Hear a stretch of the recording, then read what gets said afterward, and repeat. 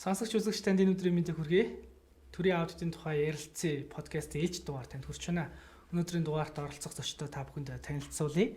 Нийслэлдэх төрийн аудитын газрын аудитын менежер Саранбаатар, за мөн ахлах аудитор Жавзан Багнаар хүрэлцээрсэн байна. Хоёр зочдод өдрийн мэнд хүргэе. За өдрийн мэнд хүргэе. За өнөөдөр бид сонсогчдод хүргэх агуулга танилцуулъя. Өнөөдрийн подкастын дугаартаа бид нийслэлийн өмчийн байрнуудын 2018-аас 20 оны түрээсийн төлбөрийн орлогын бүрдүүлэлт тайлан хараахан гарч хэмжээг байгаа тийм ээ. За мөн нийслэлийн тээврийн хэрэгслийг зөөж шилжүүлэх, саатуулах, төлбөртэй зогсоол ашиглуулах журмын хэрэгжилтэй холбоотой агуулгын хүрээнд хамтдаа ярилцах юм аа. Хамгийн түрүүнд Саранбаатар менежерээс асуултаа эхлэе. Нийслэлдэх төрийн аудитын газрын үйл ажиллагааг сонсогч үзэгчдтэй товчхон танилцуулбал. За тэгье. За үзэгчдээ энэ өдрийн мэндийг хүргэе. Монгол Улсын ерөнхий аудитын 2021 оны 02 дугаар тушаалаар нийслэлдэх төрийн аудитын газрын бүгд зохион байгуулалтыг баталсан байгаа. Үүний дагаа бол нийслэлдэх төрийн аудитын газар аудит хийх үндсэн чиглэл бүхий аудитын 2 3 дугаар хэлэлцсэн.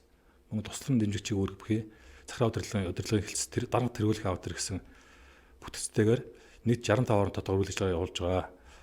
Юуны төрийн аудитын үндсэн зорилго бол төрийн санхүү төсвийн хөрөнгийг үр ашигтай ариулын эмэлттэй нөлөөтэйгээр цахин зарцуулахад хяналт тавихад чиглэгддэг. Үүний дагаа нийслэл төрийн аудитын газар нь санхүүгийн тайлангийн гүйцэтгэлийн нийслэлийн аудитыг хийж гүйцэтгэж байна. 2021 оны байдлаар бол нийт 913 байгууллага бол санхүүгийн тайлангийг баталгаажуулсан байгаа. Мөн улс нийслэл төрийн төсвийн хөрөнгө оруулалтаар нийт 750 гаруй тулгарх хэмжээг бол хамруулж аудит хийсэн байгаа. Мөн сүүлийн үед хийсэн үндэсний аудитын газраас нэгдүгээр төдмөжээр хийсэн төрөөс эмийн талаар баримтлах бодлого түүний хэрэгжилт үр дүн мөн хүнсний аюулгүй байдлын өнөөгөө тогтолцоо төрийн дотоод аудитын байгууллагуудын тогтолцоо гэсэн юм нэгдсэн том аудитыг хийж гүйцэтгэж дууссан байгаа. За иргэдийн зүгээс олон нийтийн анхаарлыг татсан ямар сэдвүүд дээр аудит хийсэн бэ? Жишээд таад танилцуулах юм бол. За ер нь төрийн аудитын хэлбэрүүд гэж байдаг. Нэгдүгээр өдөржинтэй аудит, мөн хамтарсан аудит, зэрэгцээ аудит, баталгаажуулахын аудит болон бусад хэлбэр байдаг. За үүний дагаа үндэсний аудитын газраас нэгдүгээр өдөржинээр хийж байгаа аудитыг бид нар орон нутгийн хэмжээнд хийж орон нутгийн яг нийслэл Улаанбаатар хотын хэмжээнд харьяалт асуудлуудыг хамруулад аудит хийгээд мөн холбогдох судалгаа мэдээлэл үндэсний аудитын газраас хөрвүүлдэг байгаа. Мөн үүнээс гадна бол зэрэгцээ аудитыг бол хийж гүйцэтгэдэг. Тухайлбал юм бол 2021 онд 2 сарын 13-аас 2 сарын 20-ны хооронд бид нэг шинжилгээ гэсэн аудитыг бол Монгол Улсын ерөнхий аудитын тушаалаар ажлын хэсэг гарч энэ дээр бол нийслэлдэх төрийн аудитын газрын албан огчд орж гүйцэтгсэн байгаа. За үүнээс гадна орон нутгийн аудитын газрууд бол тухайн орон нутгийн гүйцэтгэх дөрөөс доош аудитын сэдвийг бол Монгол Улсын ерөнхий аудитаар баталгаажуулж гүйцэтгэдэг. Үүнийг гүйцэтгэхдээ бол тодорхой хүчин зүйлийг харгалзаа үздэг байгаа. Тухайлбал санхүүгийн болон хүн нөөцийн оновчтой тодорхойлох ёстой. Мөн тухайн асуудлаар өмнө бол судалгаа шинжилгээ ажил хийгдсэн байх ёстой.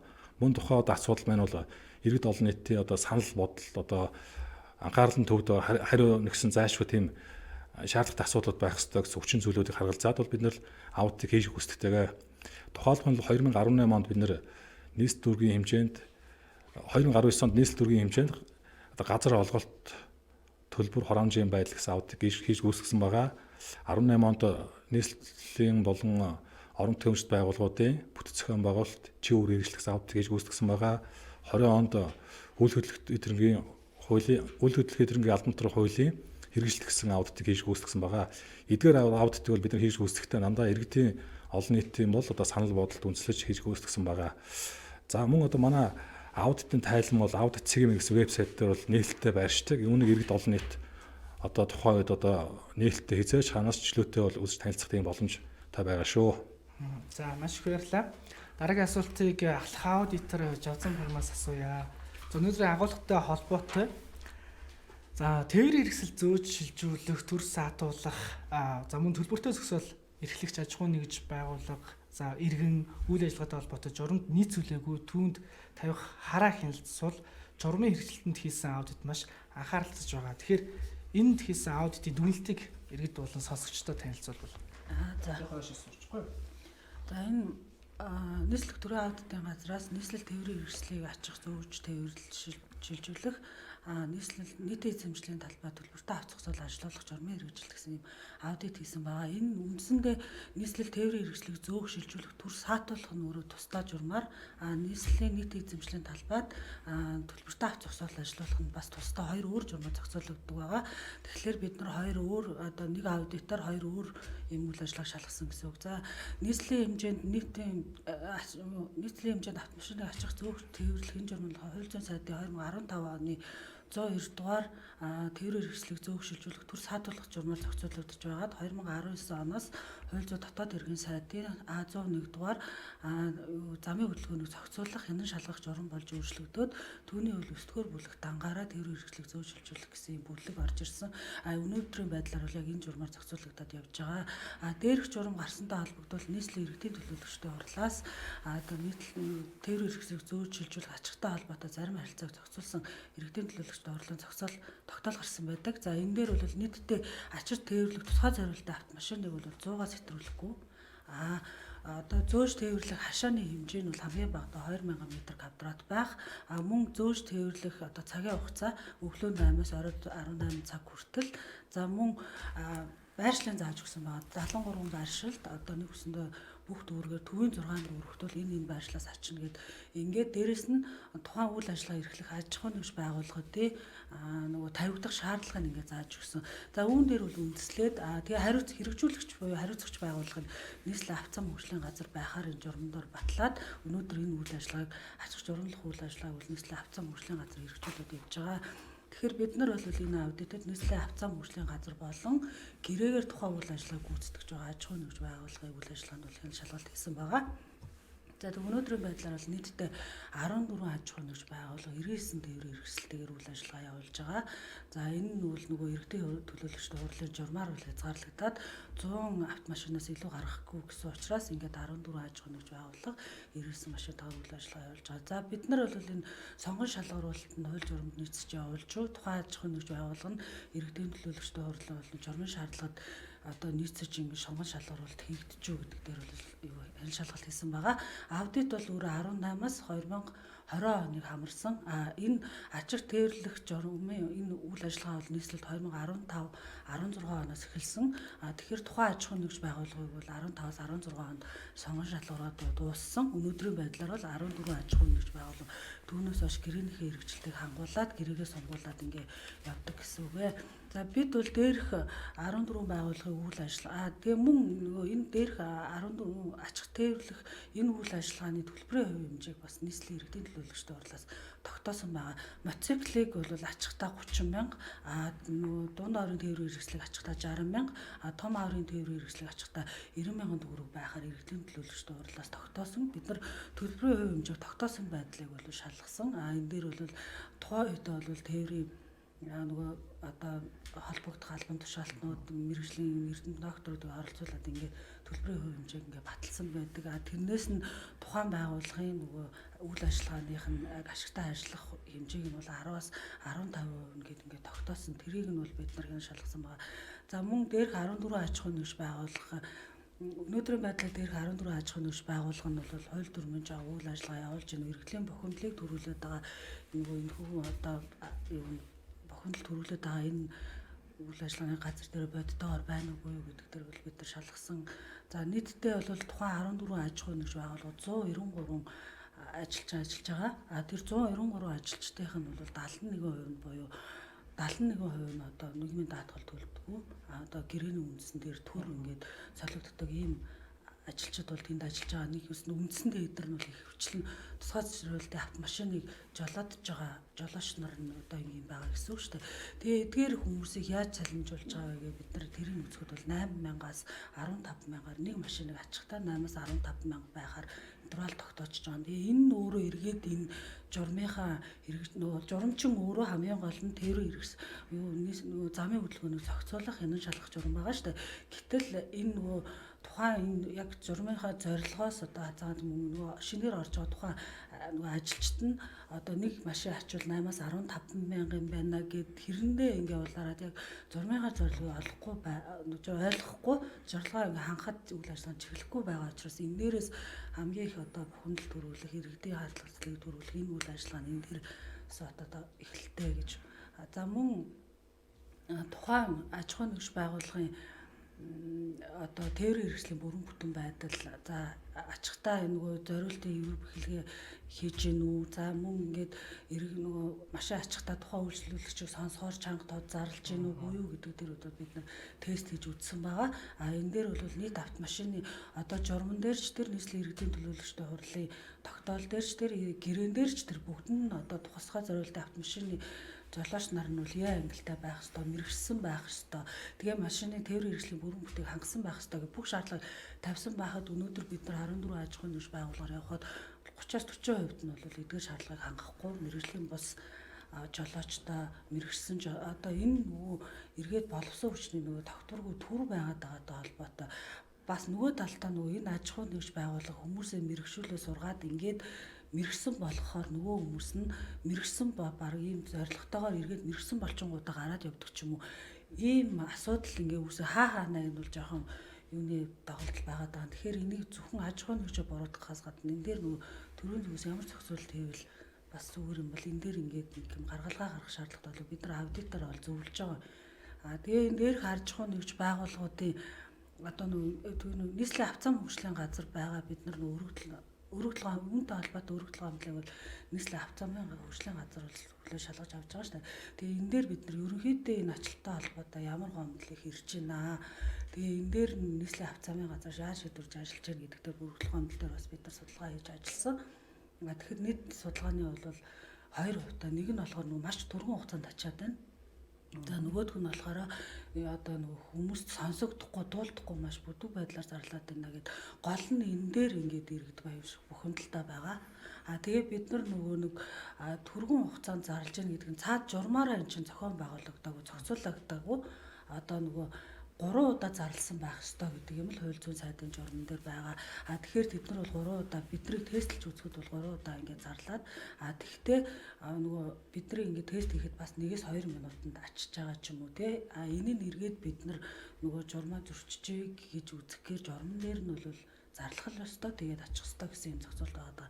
За мөн тээврийн хэрэгслийн хачиж зөвхөн тээвэрлэгийн үйл ажиллагаанд бол тээврийн цагдаагийн хаалнаас заавал зөвшөөрөл авч иж ачих ийм журамтай. Тэгээ энэ үйл ажиллагаа нь бол одоо нийслэлийн ачигч автомашины холбоо гэдэг одоо нийслэлийн чиглэлтэй төрөлт үйл ажиллагаа явуулж байгаа ийм холбоо байгаа.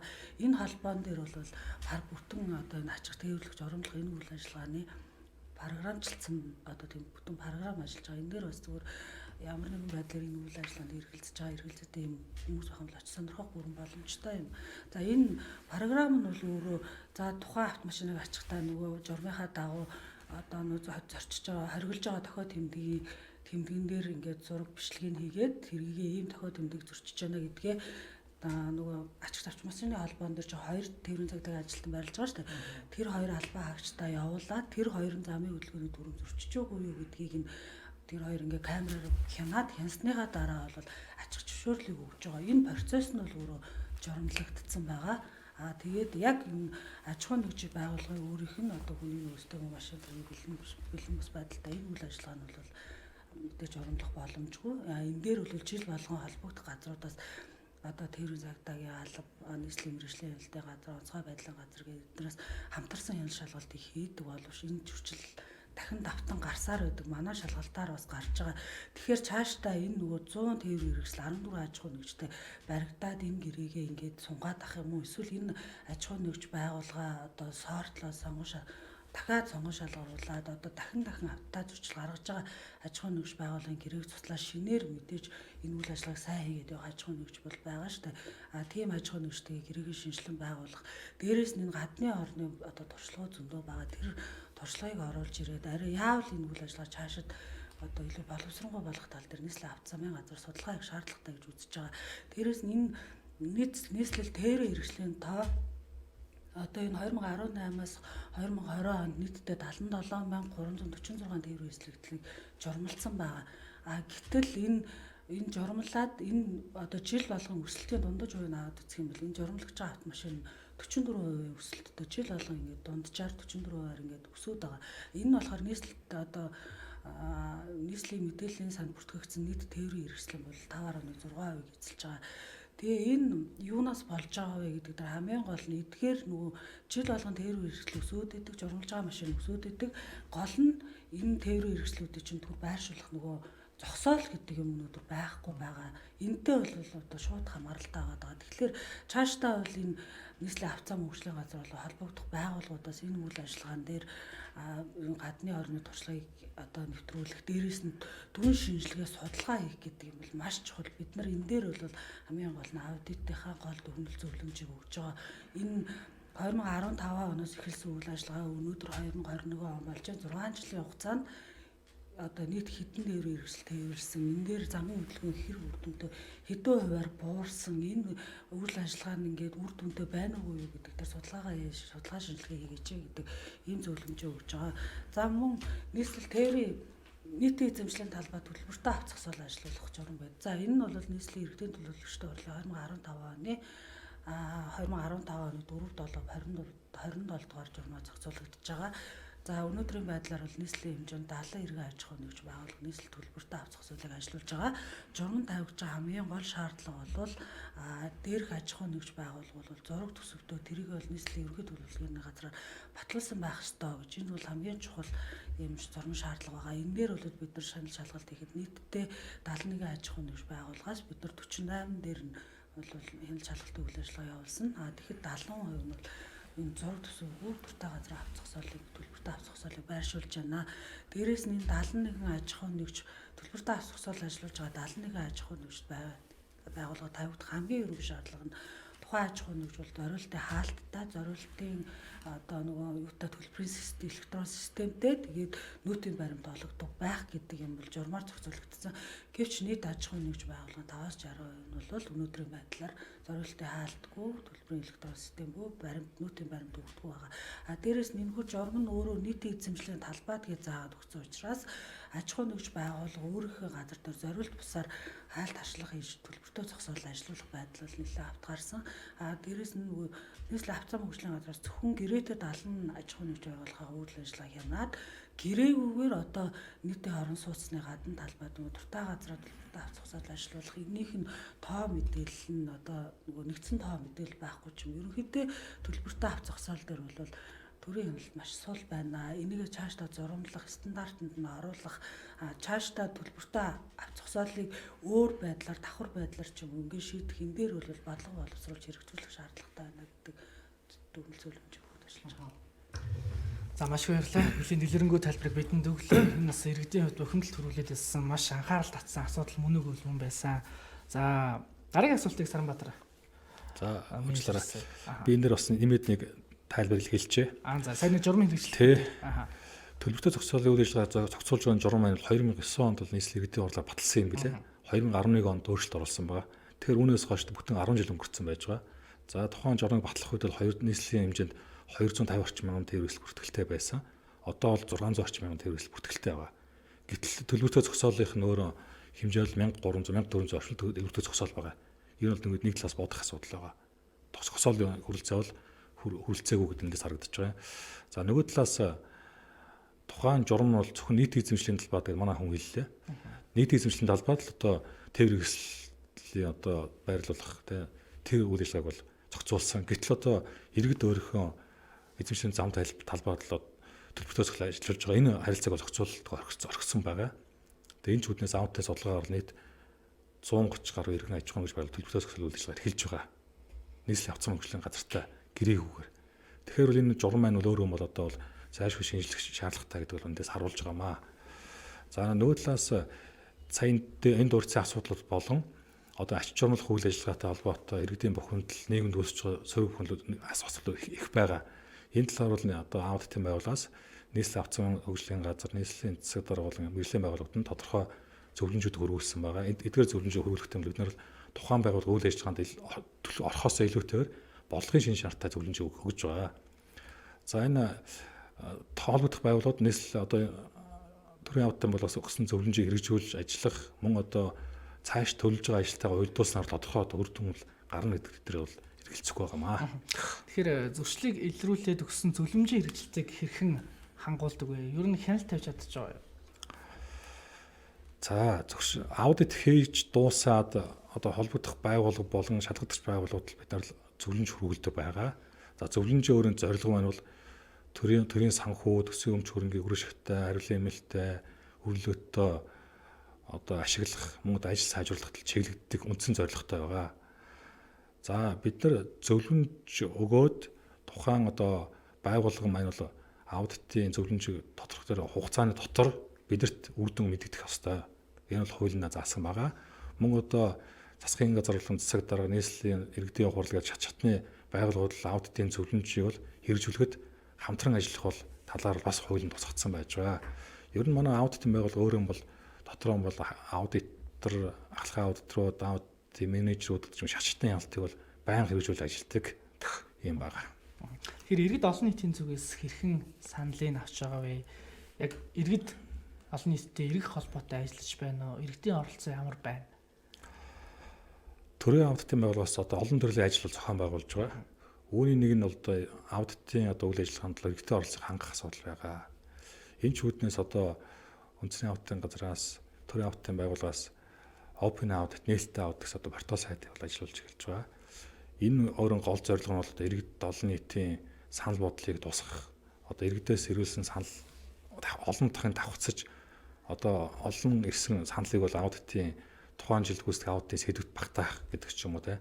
Тэгээ аудитын одоо тайлан айлуулах ойлгомжтой төвшөлбөр иргэдэд хүрэх байдлаар ажиллаж байгаа. Иймэрхүү байдлаар бол иргэд олон нийтэд эргэх холбоог бид нар бий болгож ажиллах юм боломж бол одоо нээлттэй бий болж эхэлж байгаа одоогоор. Аудитын үйл ажиллагаа үр дүнд иргэдийн оролцоо чухал. Аудит үйл ажиллагааны үр дүнд иргэдийн оролцоо бол маш чухал байгаа.